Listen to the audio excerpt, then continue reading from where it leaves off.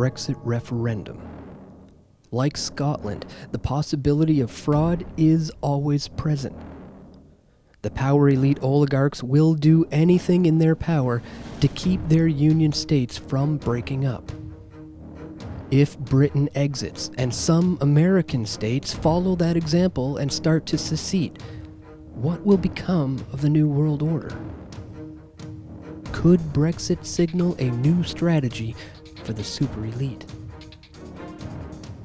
In a lot of ways, Britain is more American than European. Their quasi-capitalist fascist economies are more in sync with the supposed US recovery. Britain's employment statistics puts 95% of the country at work. Official inflation numbers are low, and London still remains the core of global financial cronyism. Compared to the Eurozone, where socialist policies are prevalent and go hand in hand with economic destruction, Britain is technically supporting the other countries. Europe can't afford to lose Britain, but Britain can't afford to stay with Europe. Like Canada's equalization scheme, where rich provinces prop up poor provinces, Britain is sustaining many regions of the Eurozone, which then prevents countries like France or Greece from ever fixing their own problems. It subsidizes socialism, and that should never be recommended.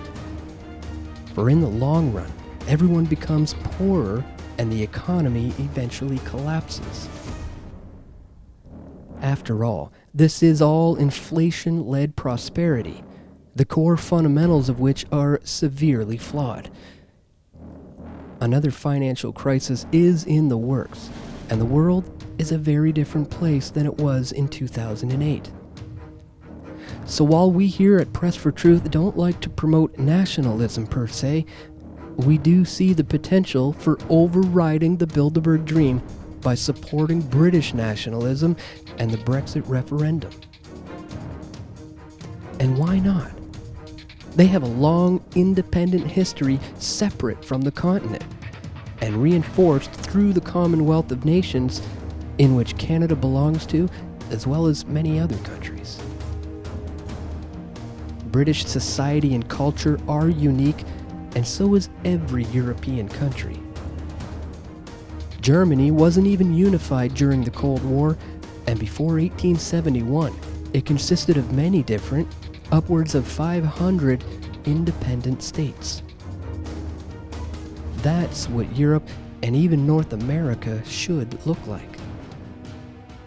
If governments are necessary evils, then the best course of action is to make them small, insignificant, and powerless. Their right to govern themselves as an individual nation. And the economies of all three of the nations will be merged into fewer and fewer hands. I can see an obvious, clear problem with that. The moment that power gets diverted into fewer hands, you got to be concerned.